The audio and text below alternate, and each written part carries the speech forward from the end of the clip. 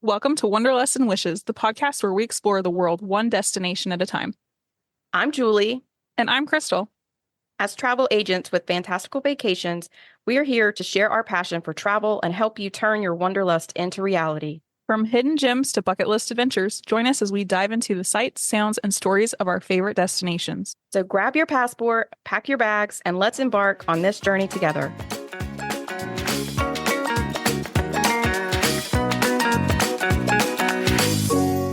Welcome to episode 31 of Wanderlust and Wishes. We are going to round out 2024 with If You Can Only Choose One, Hollywood Studios version.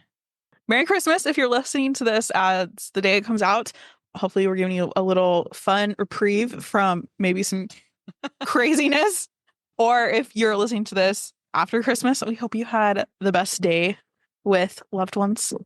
It's always chaos, no matter how great it is. It's usually you need a little bit of a break or a little bit of downtime. We said on our last episode that we've only ever heard of DCL, Disney Cruise Line, releasing this kind of promo, non-promo, where you get 50% off of the deposit. You still owe the full price for the cruise, but that is the only thing that we've ever experienced as travel agents. And then I'm pretty sure it was the next day, they dropped a promo that is crazy. It's 50% off kids. It's sailings between January to June, I think Middle of like June, 13th or something like that. Kids are 50% off with 2 paying adults. It saves thousands of dollars depending on the cruise and the room, the stateroom that you are looking at. It's a huge difference. I have been looking at some cruises in February for a family, and it was like $2,000 difference for them to use this promotion. Maybe we need to start manifesting this more because we are just dogging on their other promo in quotes. But I was also surprised that they have 2 promotions going on at the same time. Mm-hmm. Yeah. But do note that not every ship is available. Not every sailing is available. And it's kind of limited. So they're not to say there's not some good deals, because I was sending screenshots to all kinds of people like, hey, let's do this. Let's get on this now because these will sell out. Gone. Yeah, it's going to be gone. I think that, to be honest, is probably the biggest thing is there's probably limited availability as it is for this promotion, and they're not going to be around for much longer, especially as people get into January and they start planning for 2025. That's when people start thinking, like right after Christmas, people start thinking of planning for spring break and summer vacation and things like that. This will definitely sell out quickly. So if you're interested in a quote, please let us know. Yes, these are urgency is the utmost importance with these, because if you come and haw around, they will not be around. All right, moving on. Quick ask of our listeners: if there's anything you'd like to hear from us in 2025, specific topics or show ideas, we want to hear from you. So please send us an email, a DM, leave us a review. If you leave us a review and send us a screenshot, we're going to put you all in a little drawing. So if you send us a screenshot, it takes a couple days for it to upload, and it doesn't give us your real name. So we want to make sure that we give you credit. I think I have a pair of ears. I have a cool cup. I have some packing cubes. I have all kinds of stuff that I'm willing to throw your way for a little review. Okay, guys, let's dive into today's episode. We've mentioned before that these episodes seem to be really popular, and I love doing these. It takes me into the parks and just puts me there whenever I'm not there. So it makes me happy to talk about it. We're going to talk about Hollywood Studios today. Since Hollywood Studios has 2 lands, but the rest is kind of spread out, we've grouped the other areas together into 2 different areas. Area 1 is going to be Echo Lake, Commissary Lane, and Grand Avenue. And then the second is going to be Hollywood Boulevard, Sunset Boulevard, and Animation Courtyard. So it's kind of like almost as you're walking in, one area is to the left and then the other area is to the right. So, ready to get started? Yes, and also keep in mind this park has the least amount of rides. So some of our rides are not actually rides because there's just not a lot to choose from. Yeah, I know. They're trying though. They're going to fix that, hopefully with adding in the Monsters Inc. land and just some of the other things going on. Okay, let's get started. We're going to go with Toy Story Land first. What do you say? For a ride, oh, I love Slinky and I love Toy Story Mania for different reasons.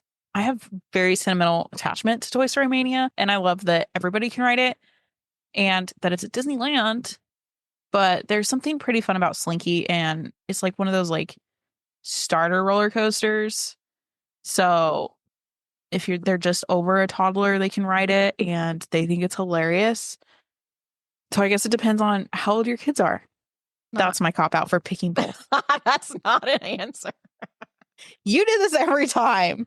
I can pick two.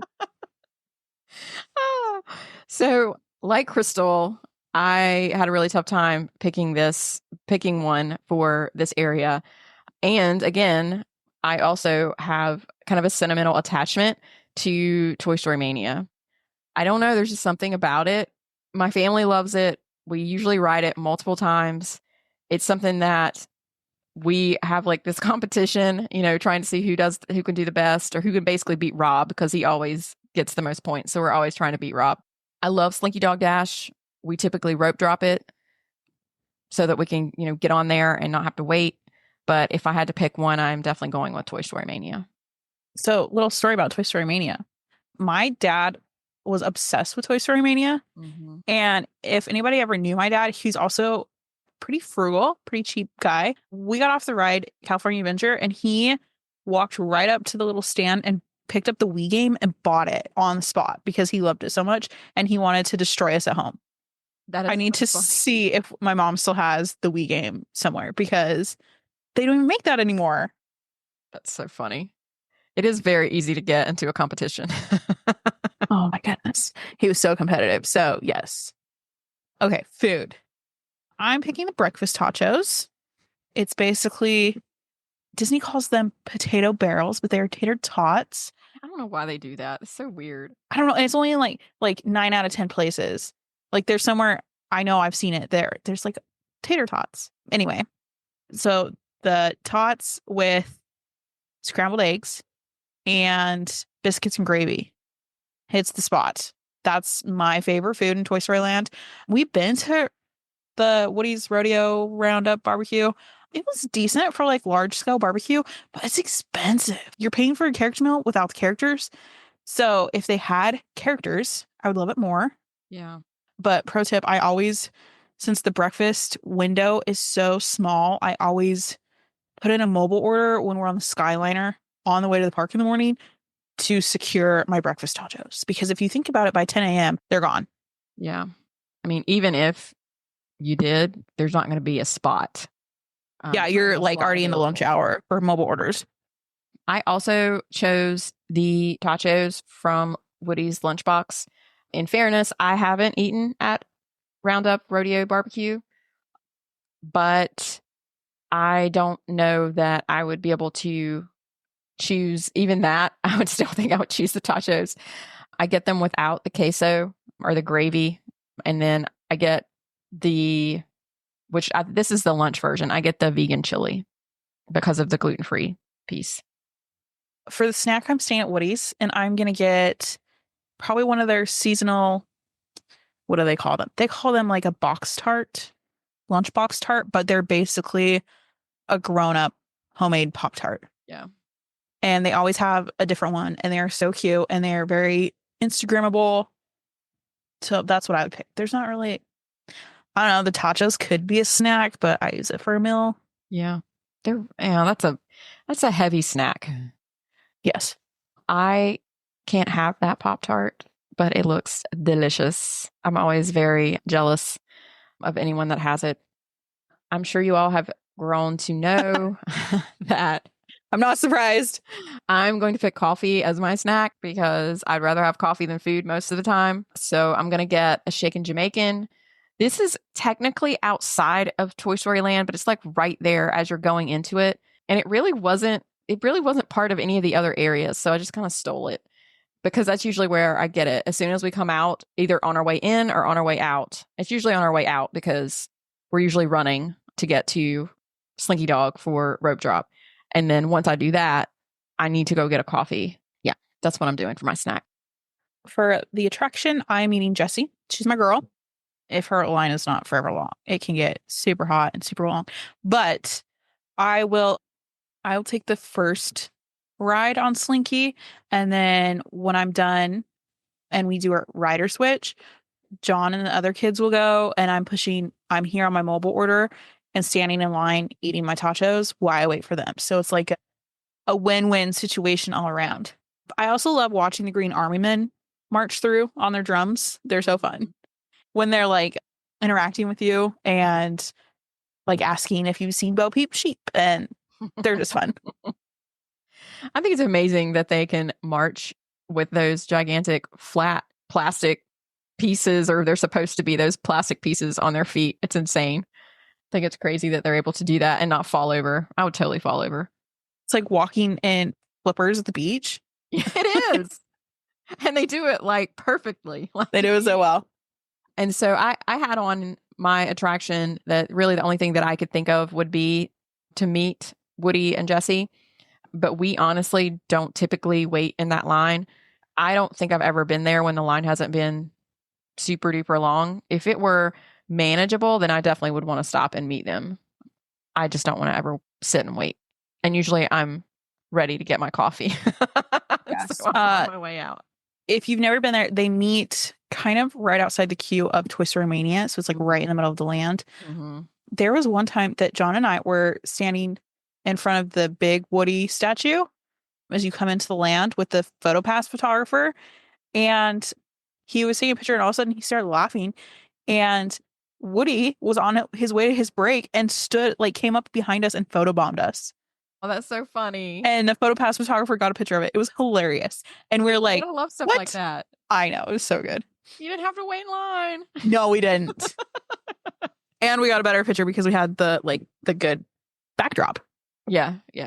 A lot of times too, just kind of a pro tip to pay attention, because sometimes people misunderstand the line for Woody and Jessie to be the line for Toy Story Mania just because it's right next to it, and can mix that up if you're not paying attention. So just make sure that you're in the right line, and you're not waiting. You think you're waiting for one thing and you're waiting for another. All right, we're going to make our way to Galaxy's Edge. I'm going to get a lot of flack for this. This is not my favorite land. I just don't understand Star Wars. I don't understand the hype. I'm sorry. In fact, on our last trip, we didn't pay for a single pass for me because I didn't want to deal with the rider switch and everything. So my family did it, and I was just like, it's okay, I've done it. So ride. If I had to choose, I'm going to choose Rise of the Resistance. If you've never been on it, it's a must. But I've been on it so many times, it's like, meh. I feel the same way.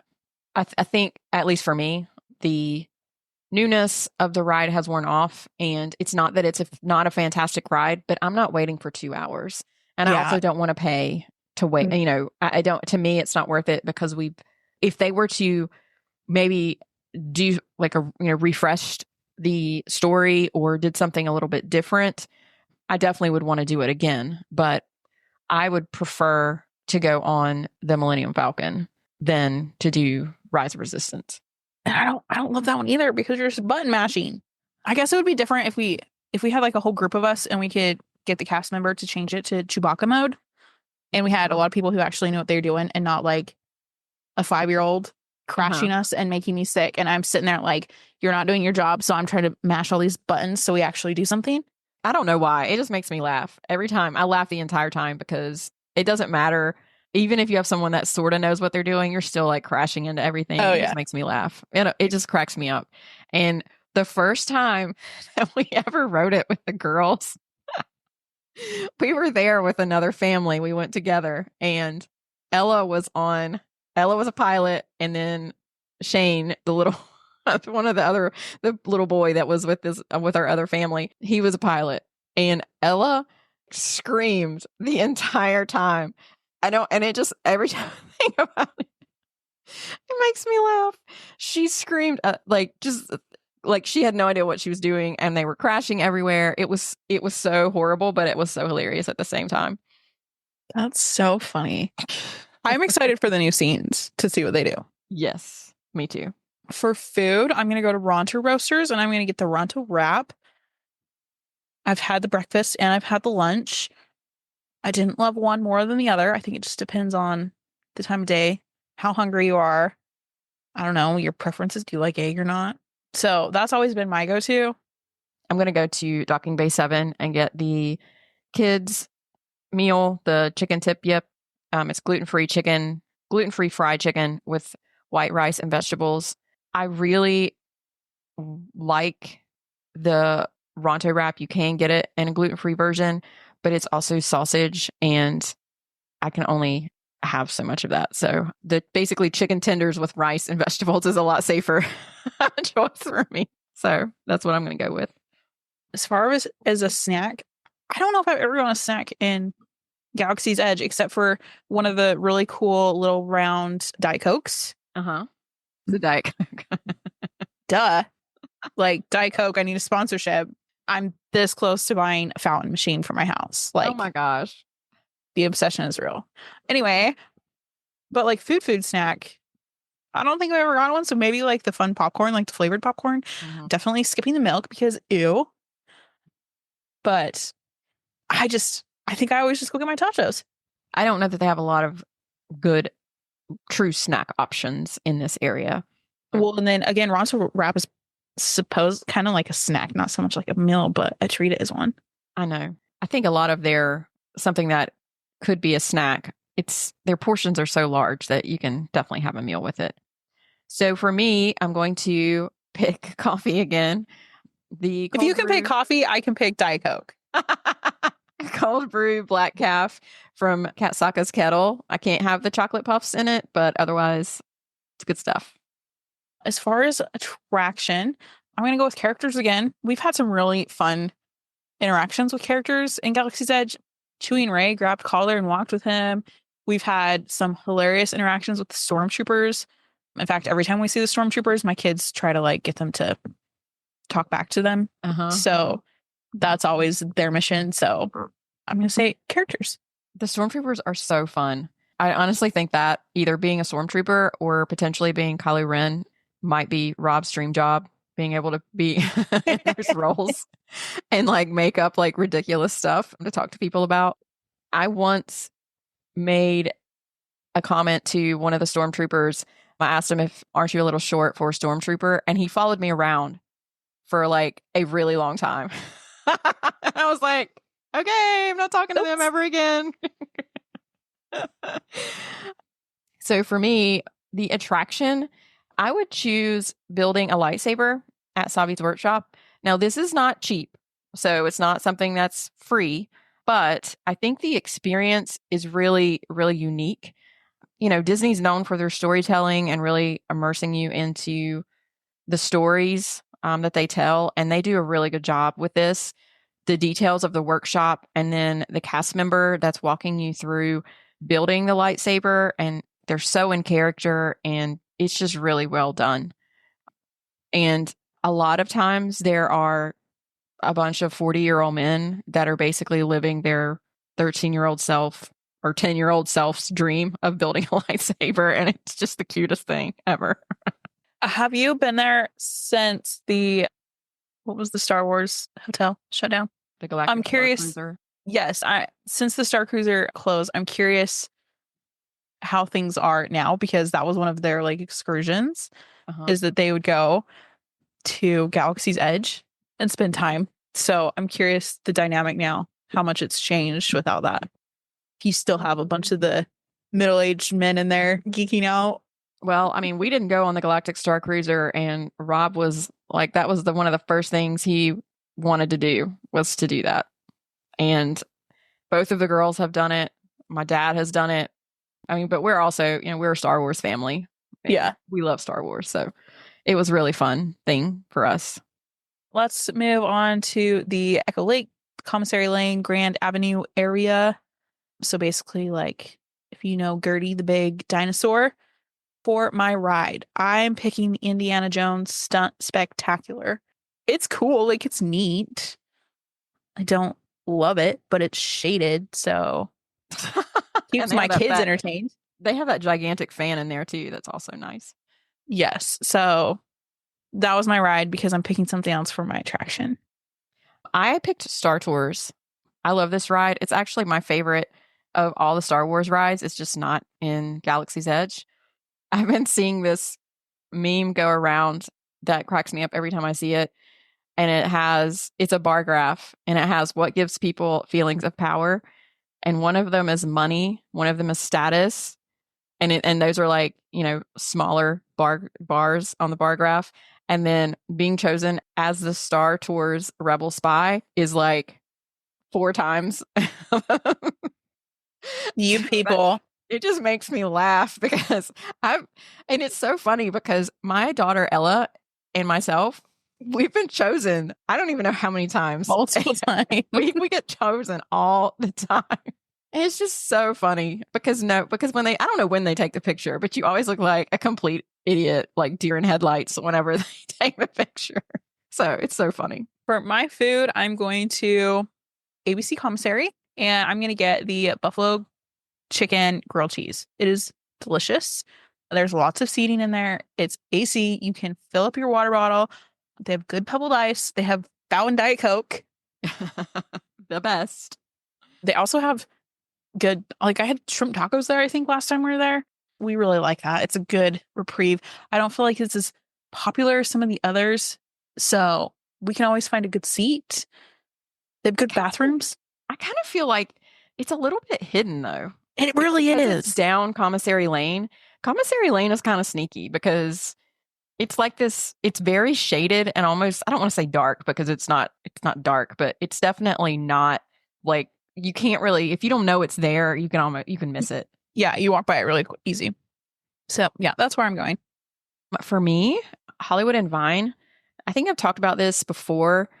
This place has really become one of our favorite places to eat on property, like across the board. The character interactions there that we've had have been so awesome, and they change their outfits with the season. So I just love it. And they also have significantly improved the food. Before COVID, they kind of had a bad reputation for not having the greatest food. And we actually did eat there in 2017. I would definitely like support that their food was not fantastic. But since then, we've been probably like 3 times and I've loved it every single time and the food has been great. So, and you guys know I love a good character meal. And this one is a really good one. For my snack, I'm going to go to Backlot Express and get the Wookiee cookie. This is 2 oatmeal cookies with vanilla cream filling, garnished with a milk chocolate sash on top. This thing's massive, easily shareable. Just a good little Debbie, basically, oatmeal cream pie. That's what I was going to say. It's like the oatmeal cream pie on steroids. For me, I'm going to go to Gertie's. It's a little ice cream shop and get a chocolate and vanilla swirl ice cream. I was looking at that menu. I think they close and have weird hours. They do have weird hours and you have to catch them at the right time. We don't always catch them. If we're able to catch them open, if we see that they're open, we definitely go over there. Because I've heard of some really good like ice cream, different treats, like ice cream sandwiches and stuff. Mm-hmm. And I don't think I've ever been there because every time I walk by, they are closed. Yeah, they do. I don't know why it's like that. It's kind of weird. For my attraction, I'm going to pick the Frozen Sing Along for the first time in forever. I love this show and I love the historians and their little adult banter that is above kids' head. So you're not bored. And it's just so magical for kids when you're all belting out, Let It Go, and there's Snope, and it's dark and it's air conditioned and it has comfy seats, and it's just like the perfect combination of everything. Yeah, you get to sit down for a little bit if you've been on your feet for a while. That's my pick too, the Frozen Sing Along, for all the same reasons. It's a great show, and it's a great opportunity to just sit down in the AC. All right, moving on to Hollywood Boulevard, Sunset Boulevard, and Animation Courtyard. So this is basically the street as you walk in. then the street down to the Tower of Terror, and then the area right there in front of the Chinese theater. This one was hard because like my 3 favorite rides are in here. Mm-hmm. But Mickey and Minnie's, it's so cute. And I love that depending on where you're assigned to sit, you can get like different storylines. And the more you ride it, like if you follow like try to follow Pluto through this show, or if you see like the trumpet squid, or try and follow like the little bird through all of it, like it's a different ride or experience. And it's an any high ride, which you know my thoughts and feelings on that now. I also chose Mickey and Minnie's because it's just the best. It really is. And it's just such a happy ride. And I don't know how you cannot like it, Dad. It's such a good ride. It's the best. Our family will break out and nothing can stop me now. Rob sings it like all day after we're on this ride. He sings it sometimes just because, like whether we're at Walt Disney World or not. Because Oh yeah, like we had a full out singing session in the car the other day because I was going through reels and it was like it was on a reel. Mhm. yes. Yep.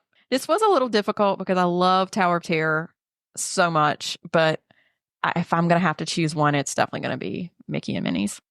Yeah, and I love Tower of Terror, but I like the Guardians version better, so I'm always a little bit disappointed that it's only like the one. I don't know. I guess we had a good sequence last time when we went on it. There were a lot of drops.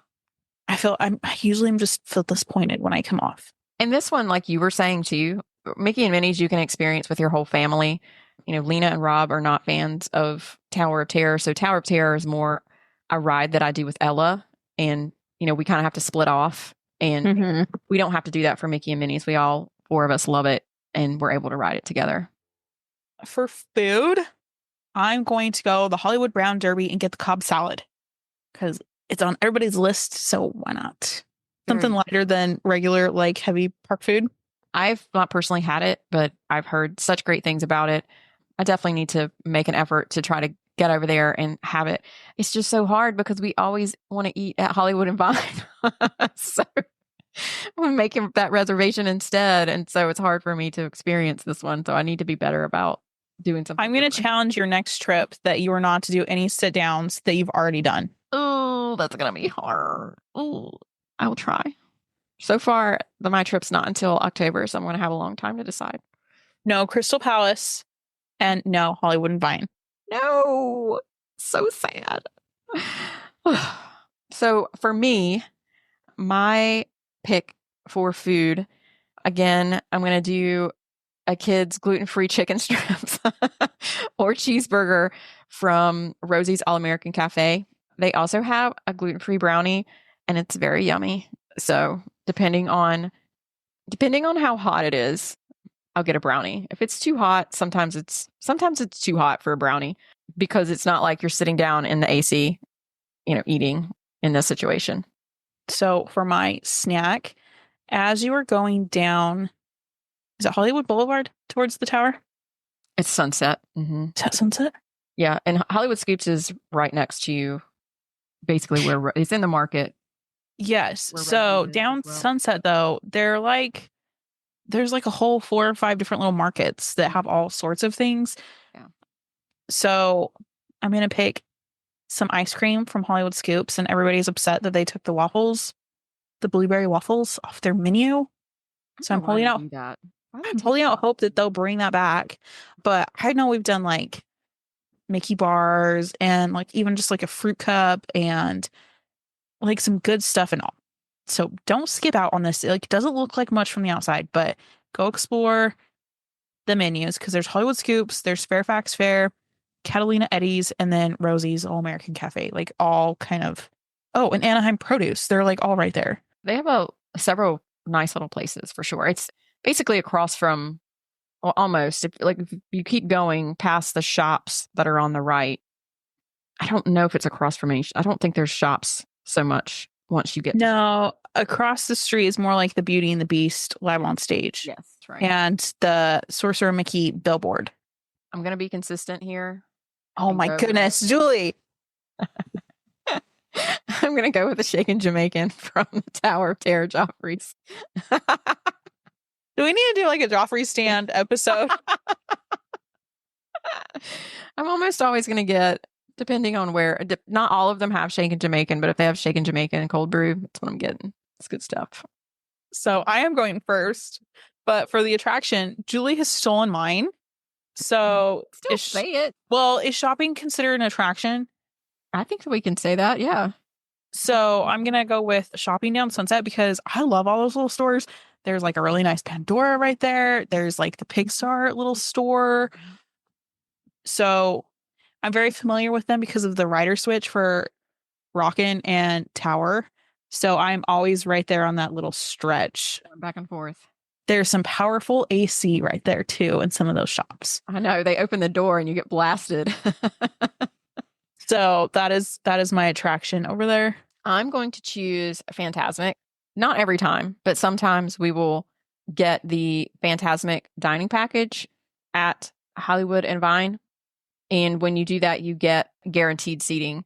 And the seating is right down the middle of the amphitheater. If you do this, you still have to get there early because you could still be sitting in the back of the center section versus, more towards the front. It's still going to fill up, but you're still guaranteed a spot, which is nice. I just booked this for someone for February, but it was not Hollywood and Vine. But I was surprised at how many dining Fantasmic options they had. Mm-hmm. Yeah, they do. It's nice. I didn't realize that there were so many and not just like 2.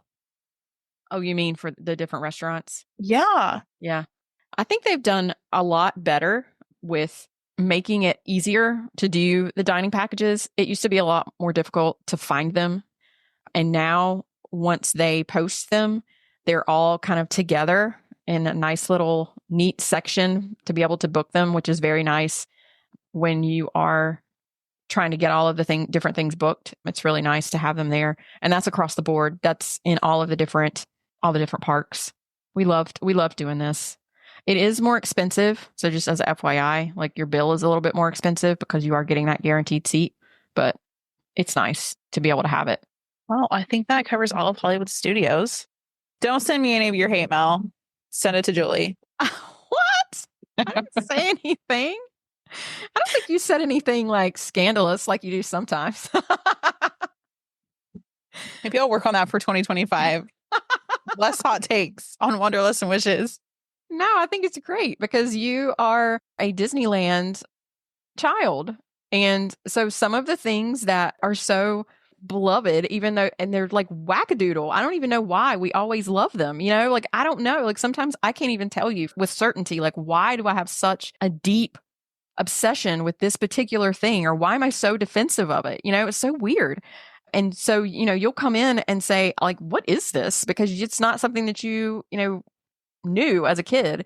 And it's not your kind of quote unquote home park or whatever you want to call it. So I know, but Galaxy's Edge is a carbon copy at Disneyland. I do love Galaxy's Edge and I love the idea of it. I love all of the detail they put into it, but I think they based it on, I don't think they should have based it on the specific franchise that they did. I think they put all their eggs in one basket. And now that franchise is not necessarily holding the weight that they maybe expected it to, they really need to think through how to update those storylines. I mean, with like the whole Rise of the Resistance, I think the ride's great, but I don't think that the story holds up as much. And with Millennium Falcon and with like Star Tours, the way that they're designed, they can adjust the stories very easily. But with Rise of the Resistance, like that's going to be very, very difficult. Like they're going to have significant downtime in order to update that ride. So, well, it's already in B mode half the time. Is B mode also the guns don't like move forward? Like, do you know what I'm talking about? I think so. And there's like a scene where Kylo doesn't move like he's supposed to. And he gets blown out of the window. And then one of them, he doesn't. Yes. I think B mode, he doesn't blow out. And the whole fact that like, if people would just keep their hats off, or because if they drop something, it's like a whole like 4-hour reboot. The technology is so finicky. Yeah. The technology behind it is so difficult to manage, with like one little thing goes wrong. True. Okay. Well, sorry for the rant. Merry Christmas! Merry Christmas, everybody. And happy Hanukkah. I hope you all we both hope you all have a wonderful, wonderful holiday with your family. You have lots of time to spend with family and friends, quality time, and you take this time to take that in and step outside of, the chaos of life, and that you have an absolutely wonderful new year. And we look forward to 2025. Bye.